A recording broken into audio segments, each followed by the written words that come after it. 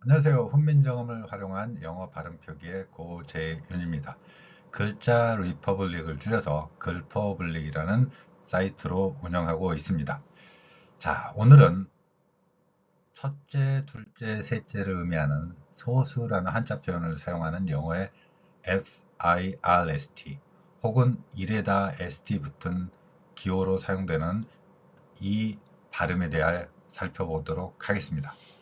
결론적으로 제가 1995년 개발한 글자 표기의 원리를 적용하면 지금 제가 동그라미 친 글자처럼 표현됩니다. 현재 한글로는 표기되지 않지만 제가 글자를 오려 붙여서 나타낸 글자 표기입니다.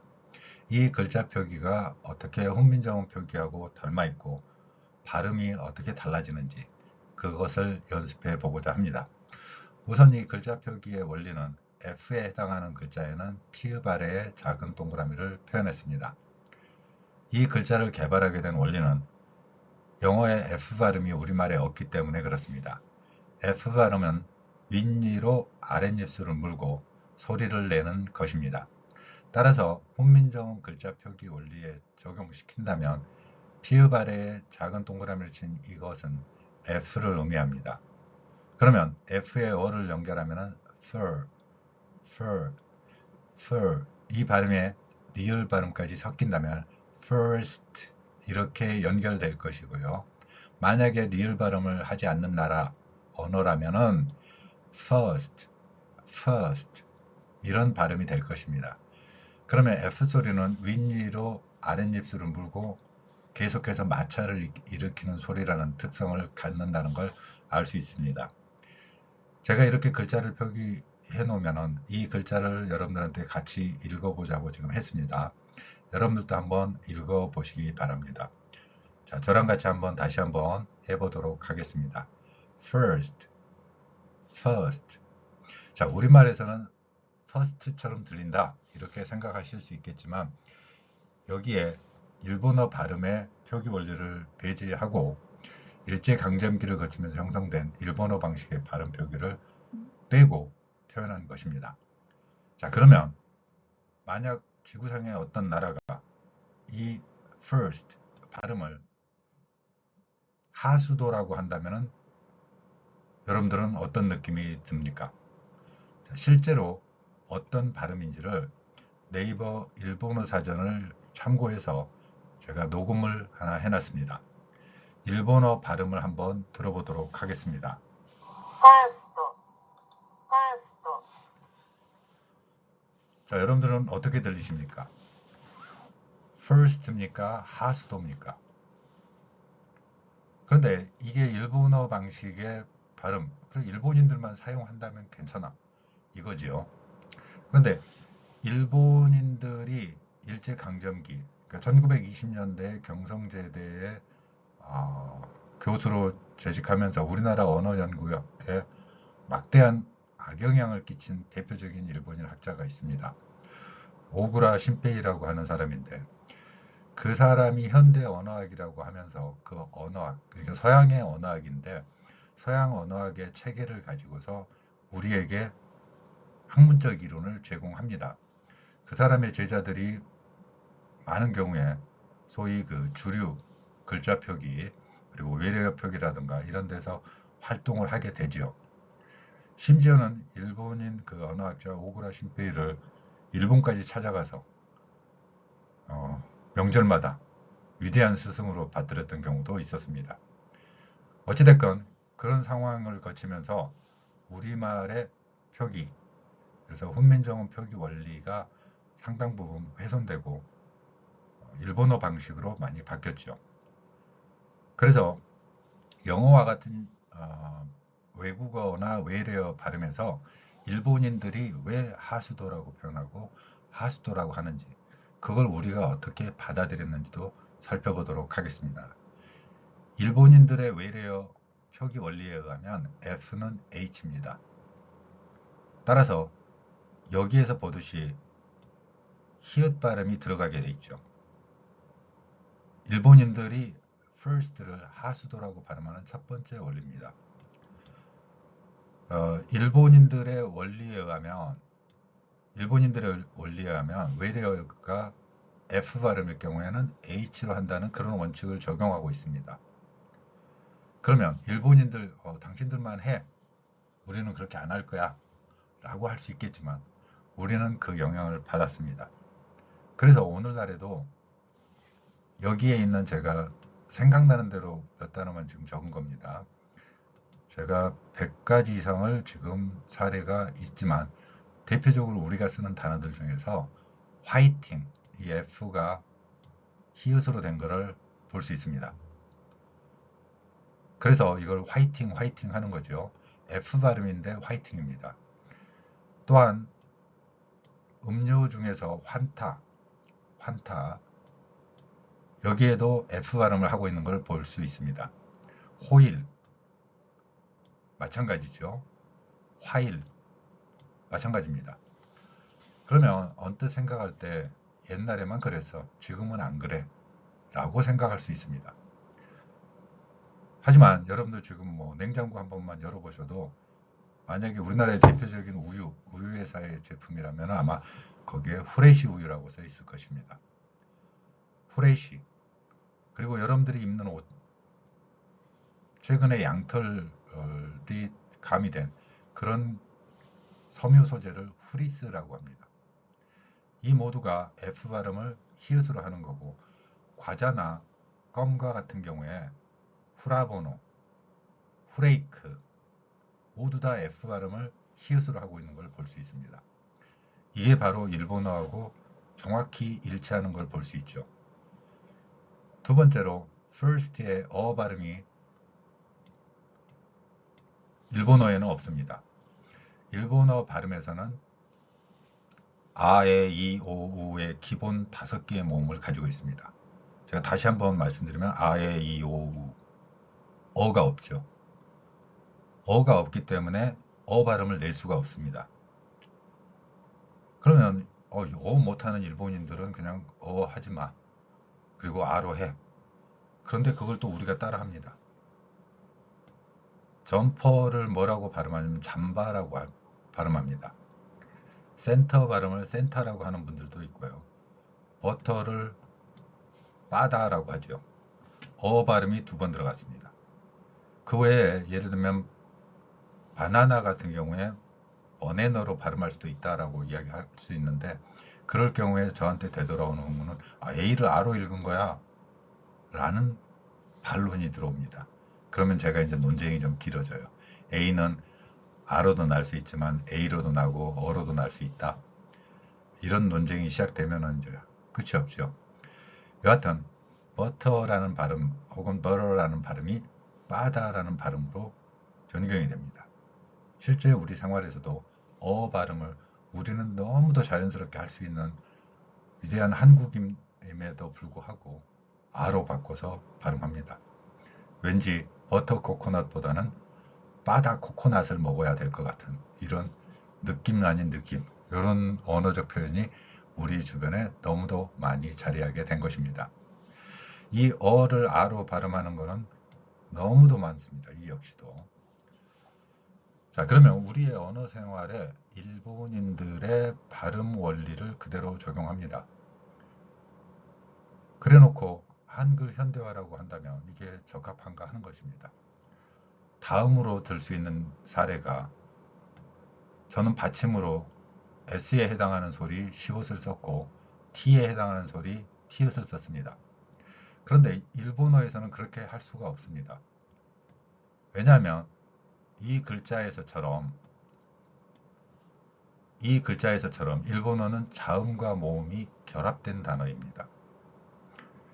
어쩔 수 없이 외래어에서 간혹 가다가 뭐 니은이라던가 이런 경우에 일본어 방식의 소리, 받침 소리처럼 생각하는 그 소리를 하나로 표기하는 경우는 있지만, 일본어의 기본 원칙은 오시음도라고 하는 그 기본 틀을 가지고 있습니다.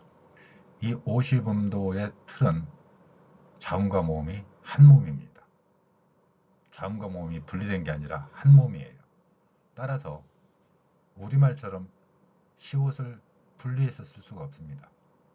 거기에는 다른 모음 하나를 추가해야 돼요. 자, 다른 모음 하나를 넣었습니다. 일본어에서는 어떻게 넣냐면은 여기에서는 우로 넣습니다. 아에 이오 우 중에서 이제 하나를 선택한 거지요. 그 중에 우가 되었고요. 끝으로 도 혹은 또로 발음되는 이 소리. 이 소리 역시 마찬가지입니다. 자음과 모음이 결합된 소리죠.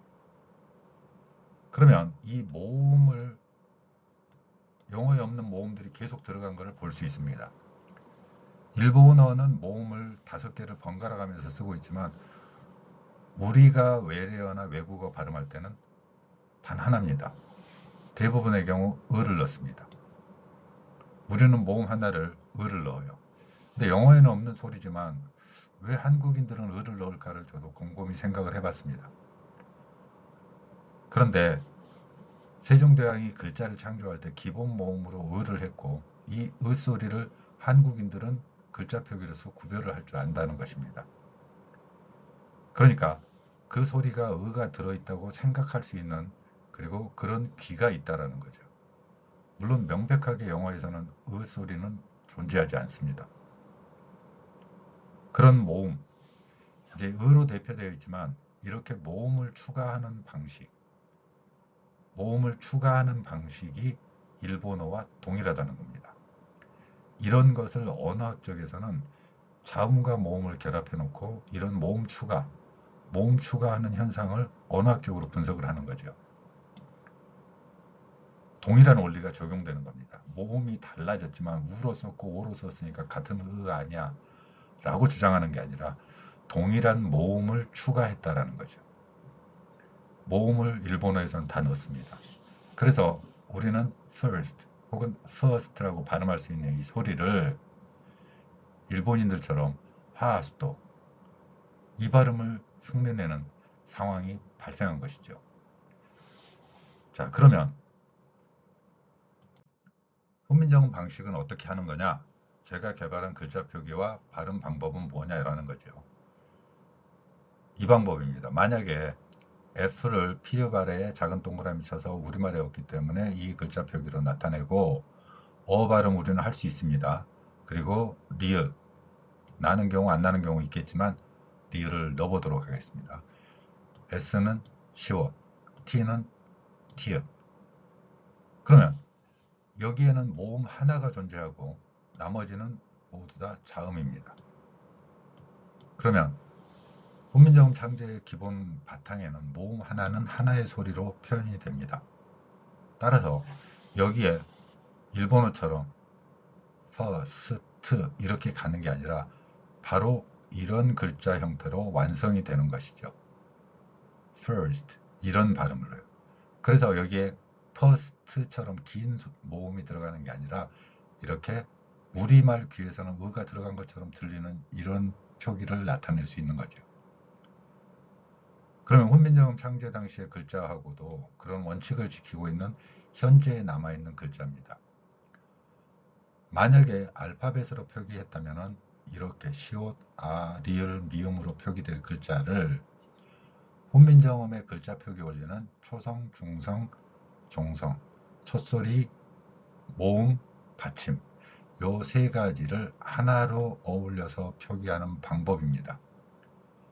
이렇게 표기하는 원리를 받침으로 표기할 수 있는 글자의 원리를 일본인들의 발음 표기처럼 제가 이렇게 받침으로 스트처럼 표기하는 거를 일본인들 발음처럼 여기에 모음 넣고 또 여기에 모음 넣어서 퍼스트라고 표기하고 있는 것이죠.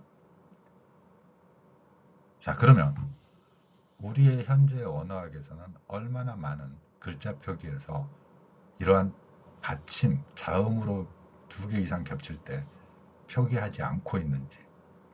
외국어 같은 경우에는 분명히 자음이 겹칠 수밖에 없습니다. 여기에서도 자음 3개가 겹쳤죠. R, S, T, 리을, 시옷, 티읕. 여기 모두 다 을을 넣습니다. 만약에 일본인으로서 R에다 을을 넣었다면 퍼러스트 혹은 퍼르스토 이런 식으로 발음이 됐을 것입니다. 제대로 발음을 했다면 이런 글자 표기 원리로 일본어 방식의 영향을 우리가 받게 되는 거죠.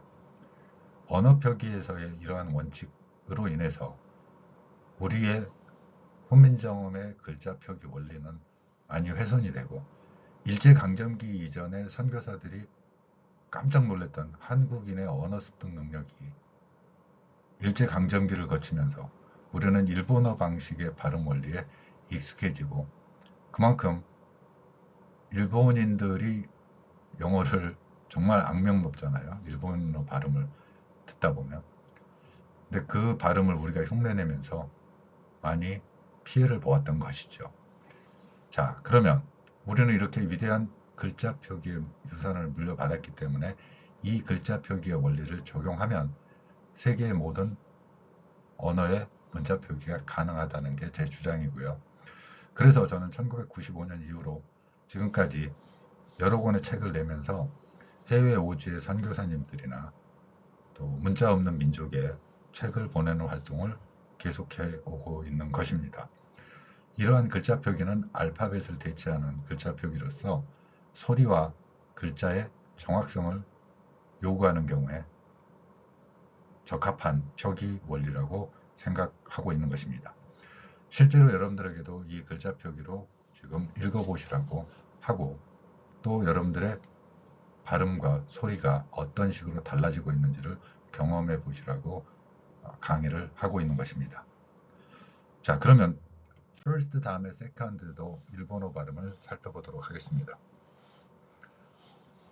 일본어 발음에서 second, 저는 받침으로 두 개를 했지만 일본어 방식으로 가면은 디귿이 뒤로 빠져서 드가 됩니다. 모음 하나를 추가시켜야 되죠. 그리고 니은 같은 경우에는 일본어에서 여기 있네요. 이런 글자로 표현이 됩니다. 그래서 그나마 일본어에서 받침으로 인식되는 소리가 이런 니은 같은 경우에 되는 이유가 됩니다. 자, 일본어에서는 어 발음을 못하니까 아 발음으로 바뀌겠네요. 그러면 가장 비슷한 소리는 세칸도 혹은 세칸도 이렇게 됩니다. 이 글자 표기의 원리를 우리가 흉내내면서 우리는 어를 할 수 있으니까요. 컨트, 일본어는 모음이 오였지만 우리는 으였다고 했습니다. 일본어는 모음을 아에 이오 중에서 무작위로 돌아가고 있는데 우리는 으 하나로 통일해서 발음하고 있고 표기하고 있죠. 그러면 이렇게 표기된 발음을 만약에 이 발음을 봤을 때 우리는 second, 받침 두 개 있을 때 디귿을 거의 흘리듯이 소리를 내는 한국어 특성이 있습니다. 그런데 이렇게 하지 않고 second 이렇게 합니다. 명확히 일본어 발음을 흉내낸 한글 영어 표기가 된다는 걸 볼 수 있습니다. 따라서 일본어처럼 자음 모음 연결하는 이런 패턴으로 우리의 글자 표기를 사용하고 있다는 것. 그러면 이런 원리는 그냥 나온 게 아니고 일본인 언어학자들이 체계를 세운 것, 그거를 우리가 일정 부분 그대로 수용했던 것을 볼 수 있습니다.